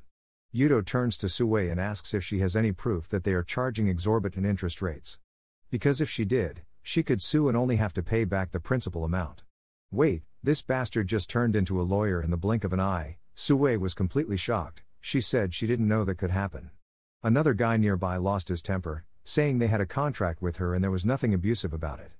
But Yuto just smirked, saying that the final decision was not theirs. Everything will depend on the investigators. In addition, our main character knows that this guy is broke after the scandal with that bank, so where did he find the money to lend to M's, Sue? He asked if he really had to dig into that and the old man hesitated. After Yuto's burning glare. That bastard had no intention of running away. While running, he said he would take revenge, but now you should just forget everything and be healthy. A while later, outside, the extremely beautiful short-skirted principal thanked her for helping her. He told her to just call him Yuto, brave warrior. She apologized for needing his help and explained that her father had just had an accident and she needed money urgently, which was why she was in this confusing situation. Yuto shook his head, saying he understood, but also warned her to be more careful, otherwise someone else would take advantage of her in the future. Huge moment, she admitted to panicking and not thinking clearly. My kid told her not to blame herself too much, everyone makes mistakes. He planned to call a taxi for her so she could rest. But then suddenly she said she couldn't go back to school. It's late and if she still wears that outfit out, people will definitely think wrong about her. He asked her if she wanted him to rent a hotel. She immediately replied yes. A moment later, they were standing at the front desk to ask for a room. Bonin thanked them and then handed them a key card. But then the receptionist suddenly seemed to realize something. Yuto told Sue that when the room is finished, he will come home. Sue thanked him but accidentally called him Yuto-san. He paused, confused. She quickly realized her mistake and corrected him, calling him Saki's brother. Well, Now I'm confused, it seems like she just called him Big Brother. Meanwhile, the receptionists were whispering to each other. One of them touched Kui Chan's shoulder and told her to check her phone. He looked at his boy, and she said it was definitely him. They started talking and told each other to try their best. Yudo asks if the room is ready, the other receptionist apologized and said that all single rooms were full. But since this is their fault, they will upgrade for free. At the same time, another girl running away disappeared into the background. Sue finds it strange and Yudo asks why they don't charge full price. She said the lack of rooms was their fault and they prided themselves on their professionalism. Sue shrugged and said, "It's okay, I just need to show them the room." Meanwhile, at the end of the hallway, some lady killer was smugly checking his phone. Looks like he got her number and even asked her out. This guy really knows how to flirt. In the background, he noticed our dear Yudo-san. Returning to the upgrade room, the whole floor looked like it belonged to them. Yudo and Sue are both confused. But the hotel staff just reassured them that everything here was free for them to use. However, when Sue opened the door, she suddenly screamed. Inside the room are horrifying, cruel and horrifying torture instruments. Yudo turned to the hotel staff, who calmly told them not to worry, everything has been thoroughly disinfected. But Yudo stared at her and frankly said that's not the problem here. The girl just backed away and walked away while the guy stood there, bewildered. He turned to Sue and said he was going, telling her to get some rest. But wait, she grabbed his hand and said there was something she needed to tell him. The camera suddenly moves strangely and she repeats her words. Yudo raised his eyebrows and asked what was going on. Sue later apologized for the way she handled the incident with his sister. After further investigation, she realized that the problem was with the other girls. As a teacher and the person responsible for the school, she should have found out sooner. Our boy Yudo was clearly expecting her to say something completely different. He told her that he had already talked to Yamada, so she didn't need to worry anymore, everything with Shinji has been resolved. But Sue insisted on knowing where Saki was, she wanted to apologize in person. Yudo shrugged and said, "Yeah, okay." A while later, downstairs, he accidentally bumped into Naima. He smirked and said he finally found Yudo's weakness. But our main character just wants to know what this guy is doing here. Naima shrugged, saying he saw him walking around some girl. But Yudo ignored it, saying that the girl was just his sister's friend, besides, he already rented a room for her, now he plans to leave. Naima smirked knowingly, saying he understood this very well, friends by day, lovers by night, what a fox. Before Yudo could respond, a hotel receptionist suddenly called after him. She asked why he left and if he was unhappy with the hotel. Yudo told her he didn't plan to sleep over tonight, so what's the big deal? She hesitated and then apologized, saying that she never thought that someone as important as him would suddenly check this place. Yudo raised his eyebrows, "Surprise check, what are you talking about?" She looked surprised, saying you must have come here for that. He was confused and asked why he would do such a thing. The receptionist explained that she thought he had become the new president and shareholder of the hotel. She got the message earlier and assumed that was why he was here. Turns out, the system randomly assigned him shares in the Auden Group, which owns the hotel, but Yudo didn't even pay attention. Naima burst out laughing, saying Yudo was truly on a different level. I've seen many guys rent hotels for their girlfriends, but I've never seen anyone buy an entire hotel just to spend the night with one girl. Yudo is really stupid with this guy. It just told the receptionist to check Naima's documents. If anything isn't perfect, kick him out. She nodded while Naima panicked, begging for more time. If I had to leave now, all my efforts to flirt with that girl would have been in vain. But Yudo didn't care. He just walked away, leaving the idiot behind. The next day, our kid is eating a memorable meal. It sounds like someone's mother is reminding them to eat well and stay healthy. Oh no, it was actually his friend's mother, who had been in the hospital. But Yamabuchi suddenly appeared with a guilty look on his face. He asked for a little more money, vowing to pay it back gradually. But Yudo just waved his hand. He said he never expected anything in return. Yamabuchi can borrow as much as he wants, I just need to save up to marry Yuki-chan and give my mother peace of mind. Yamabuchi immediately told him not to say that. Yudo asks what's wrong. Poor boy, he admitted that Yuki was avoiding him. She responds to his messages less and less. Yudo asked if she still worked at the car dealership and Yamabuchi nodded. After reading 500 Chinese web stories, everyone knew what was going to happen. He's taking the boy shopping for a car to handle this case. Next scene. Car dealership. A girl asked, "What are you two doing here?" "That's our dynamic couple." Yamabuchi said that his kid wanted to go look at the cars. The girl tilted her head, then agreed to take the guy sightseeing. But Yamabuchi noticed a small bruise on her knee. He asked what happened. She hesitated, saying she had just slightly hit the car, but it was nothing serious. He kept asking for details, but she said not to worry. Then 2 other girls from the car dealership appeared. They mocked Yuki, saying she always acted real to extort money from innocent guys. Yamaguchi immediately interrupted, saying that Yuki was his girlfriend. He asks if these girls are her colleagues and Yuki sighs, confirming that they are. Then Yuto jumped in with a modern joke, saying that from the looks of it, this place wasn't a car dealership, but a plastic surgery clinic, because the other 2 look like robots with so many refurbished things. Why does he insult them like that? Who knows, but they certainly weren't happy at all. Their faces grimaced, saying that as far as they knew, Yuki's boyfriend was penniless, so they didn't care and suggested that he should just disappear. One of them even bragged that his surgery cost more than his monthly salary. Then Yuki immediately responded, "If you are so rich, why do you blame the accident on me?" One of them sneered and said that Yuki was wrong. Of course she had to pay, nothing more. The other 2 laughed at her pain, but Yuki suddenly told the shocking truth. She revealed that they had intentionally touched her. At that moment, she felt her knees go weak, dropping everything in her hands, looking like a complete idiot. Yamabuchi finally understood. Turns out that's why she had the bruise on her knee. Those 2 guys brushed it off, saying it was a small matter and told her not to overdo it. But Yamabuchi won't give up. He forced them to apologize as much as possible. And then, his grandfather got mad. He grabbed one and warned, "If you don't apologize, you'll be beaten." No, he didn't say that. He just said in a serious voice that they were sorry. At that moment someone else appeared, asking what was going on. There was a stupid dealership owner who warned Yamabuchi that if he dared to touch his girlfriend, be prepared to face the consequences. The girl, of course, immediately put on a show, complaining that her hand was mercilessly crushed by this monster. At that moment, Marinian saw our kid and asked him what he was doing there. Our girl looks really shocked. It's clear that she's enamored with the streamer queen. She explained that she was just stopping by to look at a few cars and ask what was going on. The argument became more and more tense. Then the store owner suddenly showed concern. He asked if Yuto and Yamabuchi were Marinian's friends. Out of respect for her, if Yamabuchi apologizes, they can end things here. But Yuto just stared at the other guy and asked if he had lost his mind and demanded an apology from him. The owner of the car shop smiled, saying that Yuto had just thrown away his only chance to avoid being humiliated. Marinian wished him luck, but warned that if things got messy, she wouldn't help. The boy looked confused and asked her what she meant. She calmly explained that if he caused trouble, his contract would be cancelled immediately.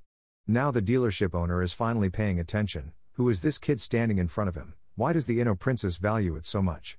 But then the 2 girls from the car dealership sneered, saying that there was no way they would apologize to Yuki. Now the dealership owner is stuck. Either he backs out and looks weak, or he loses the contract. The girls have shown all their trump cards. One of them even played the classic Venom move. And so that idiot walked straight into the trap. He smirked and said that if there was any problem, just call the police, but he will never apologize. At that moment, Marinian sealed his fate. Well, the contract is officially cancelled. But before she could finish speaking, Yuto placed his hand on her shoulder. There's no need to do that, she blinked in bewilderment. Yuto turned his back and just walked out of the store. Finished. This is the simplest way I've ever seen to solve the problem. There's no way it's just that. Something must have happened after that. Outside, Marinian apologizes, but Yuto says it's okay. Just like us, she couldn't believe how gentle he was. So what kind of revenge do you plan on taking? But my kid just smirked and said, I'm not a killer hunting for revenge, I just chill. Yamaguchi is not chill at all. He vows to find a way to prove Yuki's innocence. Meanwhile, Yuto calmly tells Marinian that she is the truly kind person. Inside, the dealership owner and 2 girls laughed. One of his employees offered a little special service as a reward for protecting them. The idiot thought he won, but his smile disappeared as soon as he checked his phone. Suddenly, a series of companies canceled contracts with him. And what's the worst, many cars have been sold. So now he has to return the money and somehow explain this whole mess. He held his head in frustration, not understanding what was going on. The girls had promised him a reward and now turned to ask, do you still want to receive it? But in anger, he kicked the first girl away, calling her trash. Meanwhile, Yuto has already handled everything via WhatsApp. What? Who knows, maybe he has connections in the banking world. All I know is that our kid is so domineering. And he just told Marinian not to worry, everything has been taken care of. Then, on the city's bridge, a luxurious car glided smoothly through the streets. Inside was all of us and a happy Yuki. She asked Yuto if he needed a driver, but he just smirked and said this was a test. Yuki beamed, saying it was perfect. She was sure that he wouldn't be as bad as her old boss. Yamaguchi's daughter looked a bit odd. Main character, open your eyes. However, Yamaguchi is angry with the car dealership owner. He mumbled that he wanted to seek revenge. But Yuki stopped him. She said it doesn't matter anymore. They were finally free. She also explained that she kept her distance because she didn't want to add to his stress while he was dealing with his mother. Now, Yamaguchi softened, apologized and thanked her for understanding. Then Yuto lamented, "How long are you two going to flirt in front of me?" Suddenly, his face changed color. He told her to focus on the road. She almost crashed into an electric pole. Yeah, she definitely can't be a good driver.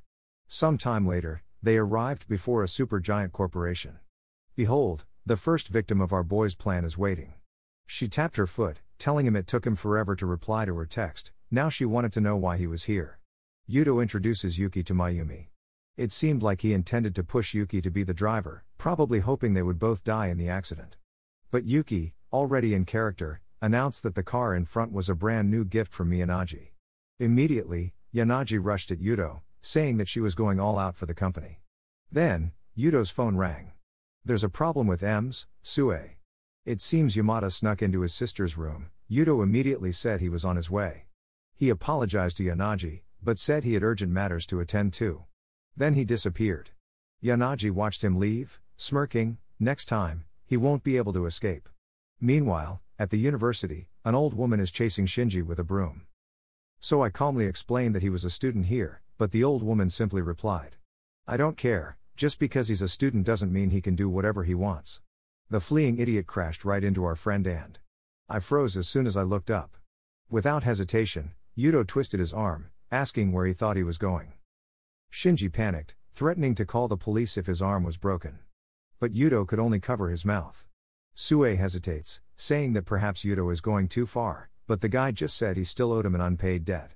Sue then explains that she saw this idiot outside the school, climbing the stairs. Looks like he's moving forward, heading towards his sister's room, so she decided to follow. But when she went upstairs, he acted suspiciously. He kept walking back and forth and struggling to open the doorknob.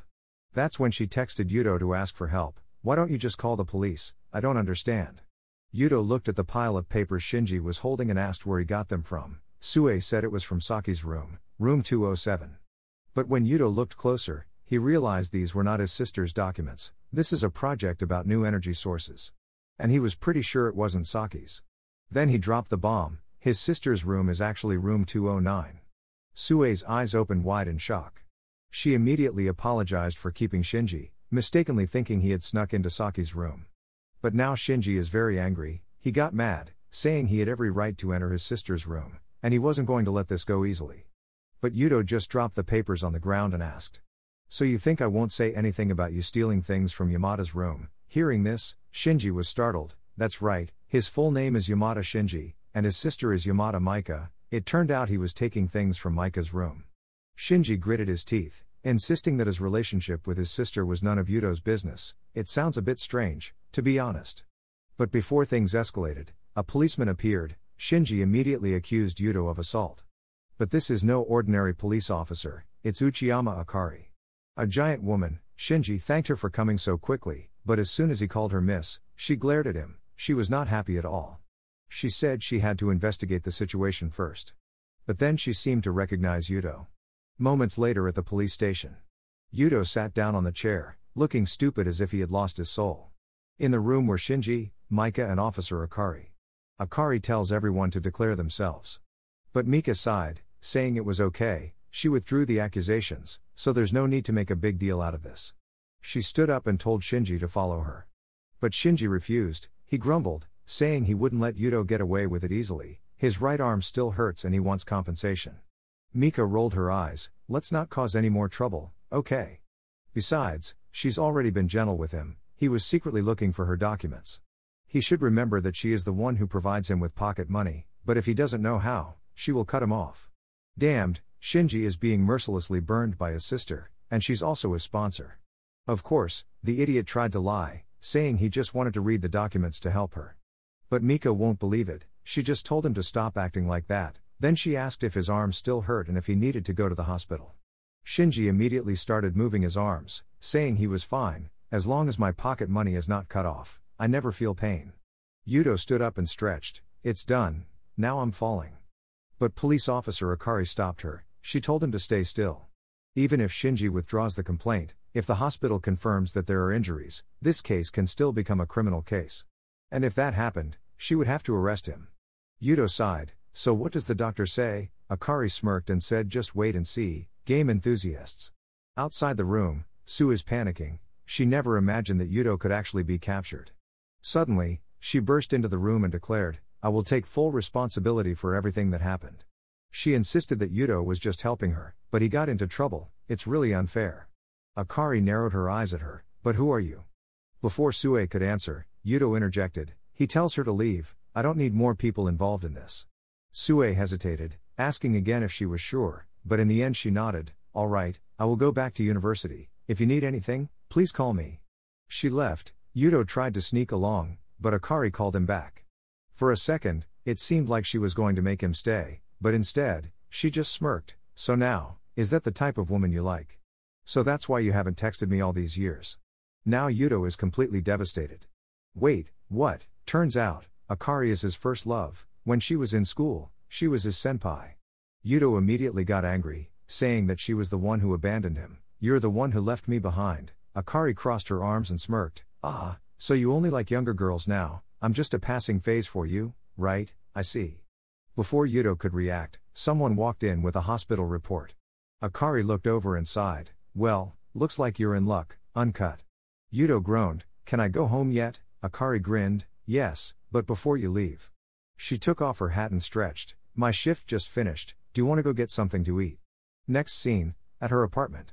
Akari bent down to grab a pair of shoes.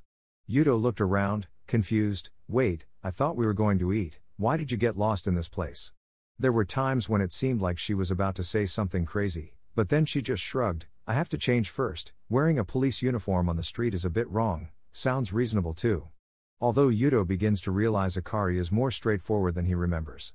Then he looked around and saw nothing. Her whole apartment is a mess. He immediately understood what was going on. This woman is completely exhausted from work.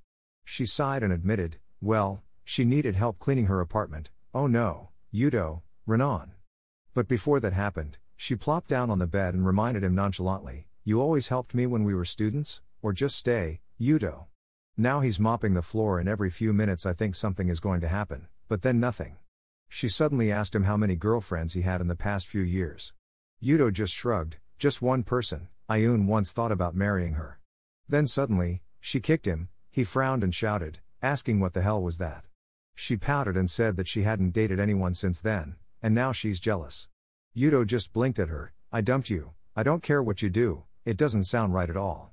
She stammered, muttering that she never wanted to break up, but Yuto doesn't need to beat around the bush, so why did she disappear?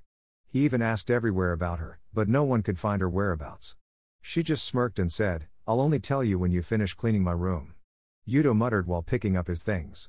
Until, split, she took a photo. Just in time he was holding her clothes in his hand. She stuck out her tongue and grinned. Now I have evidence of a crime. This could make you lose a few years. Yuto panicked, telling her to delete it immediately. If that picture gets out, you're dead. But she just smiled and twiddled her phone. Of course, she will blackmail him. Then she smirked. What do you think your sister would say if she saw this? Yuto sighed in defeat. All right, what do you want? She grinned. Not much, just go shopping with me, then came to attend my father's 60th birthday. Yuto rubbed his temples and said, okay, if I have time, I'll go. She clapped her hands, excited. Great, let's go shopping. She opened the wardrobe and asked him to choose an outfit for her. She was curious whether he liked her cute style or her more mature appearance. Yuto hesitated. But before he could decide, her phone rang.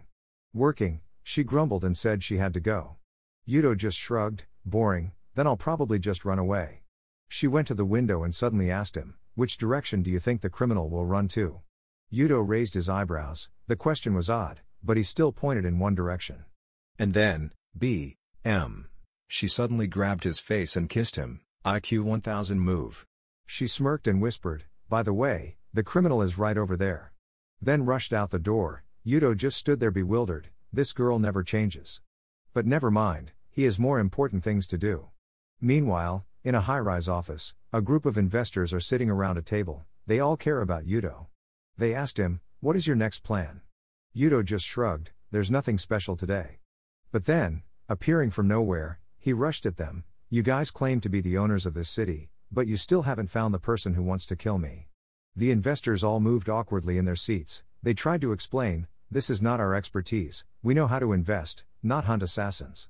That's when Yuto's face became as pale as rice paper dipped in water. That's exactly why I'm here today. Since none of you understand anything about investigations, I'm going to open my own investigation company. Wait, that sounds reasonable. Then he dropped a surprise bombshell, I'll invest 10,000 yen in it. Investors were surprised. Yuto explained, if you want people to work well, you must pay them well. Suddenly, the old men all sat up straight as if they had been tugged. Oh, a detective agency, easy, we will always do our best. Yuto smirked, okay, here's the first one, investigate the new energy project in Country F and see what's going on with Yamada's family and her brother. Meanwhile, at a hotel, a girl asked a boy, what's going on? The man looked exhausted and dazed, that's Ninjima's crazy husband, she has behaved him. But then, out of nowhere, she pulled out a baseball bat, I can handle this myself. This room has some amazing features. It would be a waste not to use them. The poor guy tried to run away, but was caught. I'm scared to death thinking about what happens next. Meanwhile, Ninjima is at the hotel reception. He muttered that he could never go back to that place again. But the girl at the hotel smiled and said, I brought you some soup, it's hot. He brightened up and shouted with excitement. Oh my god, ever since Yuto-san took power, this hotel has completely come of age. Turns out, it was Yuto who added the baseball bat and soup. Probably so Ninjima wouldn't complain about the hotel after kicking him out that time. 3D flag, we'll probably understand later. Cut scene, several men are delivering mysterious items to the hotel. The scarred man was shouting instructions. Ninjima passed by and recognized him, that's one of the guys from before. Then a man named Haruma Fuji turned to the hotel staff and asked, what the hell is going on here? The hotel staff explained that someone had rented out the entire top floor for a special birthday party. Ninjima immediately raised his eyebrows, wait, is this for Yamada Maka's birthday? The guy nodded, yes, that's right. Ninjima smiled wickedly, that girl is perfect, no need to adjust. The hotel staff was confused and asked what they meant, only then did Ninjima drop the bomb on the truth, the guy who organized this party is planning to snag Yuto's sister. The hotel receptionist immediately panicked and said maybe he should cancel the party altogether. But Ninjima smiled, no, instead of canceling, we took full advantage.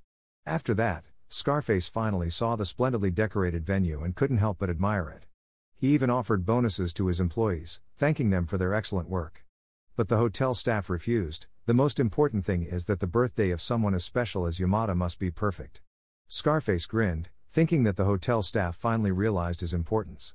Ninjima and the others had already plotted a plan nearby without him even knowing. Meanwhile, Scarface calls Yuto and invites him to the hotel, saying he should watch the fireworks from the Orson Hotel for coolness. But Yuto, completely exhausted, just told the other guy to mind his own business, until Ninjima teased him.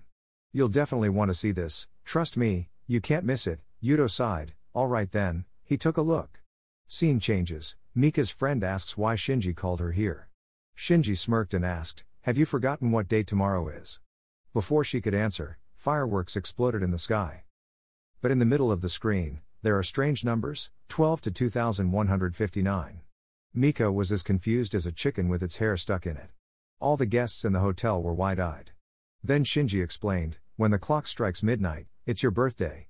He was born on December 22nd, at 12 minutes and 22 seconds, as soon as the clock strikes, you will be 1 year older. Mika smiled, thanked him and said he didn't need to be so careful. But Shinji just shrugged, don't misunderstand, I'm not that romantic, wait, don't say this is a love story, she is his older sister. Then, Shinji smirked, actually, these were not my ideas. At that moment, Scarface appeared below, holding a bouquet of flowers, this guy is planning to cure Yuto's sister. Shinji calmly told him, after the drone fireworks display ends, take the bouquet of flowers. Fuji watches from the side, saying that if the plan succeeds, Scarface will receive a big reward. Fuji immediately asked how much the hotel charged for all this. As he handed over the bouquet, Scarface smirked. Don't worry about anything, they said they would charge a cheaper fee for the event. Fuji waved his hand, not important, these things are dirt cheap, the most important thing is to seduce the girl. Scarface gritted his teeth, frustrated, this Fuji guy always pretends to be poor, but shows off his wealth all the time. Meanwhile, Mika asks Shinji who planned this. Shinji smirked, "They're coming." At that moment, Fuji stepped forward. "Happy birthday, Mika." Mika was completely shocked to see him there. Fuji grinned, saying she would understand soon. Then suddenly the hotel staff announced something. "The drones are changing messages." The lights in the sky changed. Now it read, "Happy birthday, Mika, from H.A. Haruma Fuji." Shinji, the eternal genius, narrowed his eyes. "Wait, that H, is that Haruma Fuji?" Shinji is beyond criticism. But then the H changed, it turns into Wheelam. Mika's eyes opened wide. "Is that Yuto Matsushima?" Suddenly, the hotel staff started apologizing repeatedly. "We do not recall being paid for this part of the event." Scarface immediately noticed, they have been played a hard game. While everyone was confused, Naima appeared. And at that moment, Yuto walked in. With an extremely depressed expression, he asked, "Okay, why did you bring me here?" Naima grinned, "Oh my god, staying at that crazy lady's hotel wasn't a waste at all." Then he pointed at Yuto. "Our kid was so excited while planning Mika's birthday that he was exhausted." Fuji was bitter, realizing he was that person again. Mika, confused beyond belief, Yuto went this far just for her. Meanwhile, Scarface snapped at the hotel staff, "You will be punished for this nonsense." But the hotel receptionist calmly replied, "Actually, it was you who was wrong, because Yuto is our boss." Fuji was confused and smirked, "What, like he's the head of security or something?" Then the hotel guy smirked, "No, he is our largest shareholder, or more specifically, our CEO." Fuji's face turned pale. Yuto is still dumbfounded. Like this video so I can have more motivation to make better content for fans, activate that pretty little bell, and I'm gone.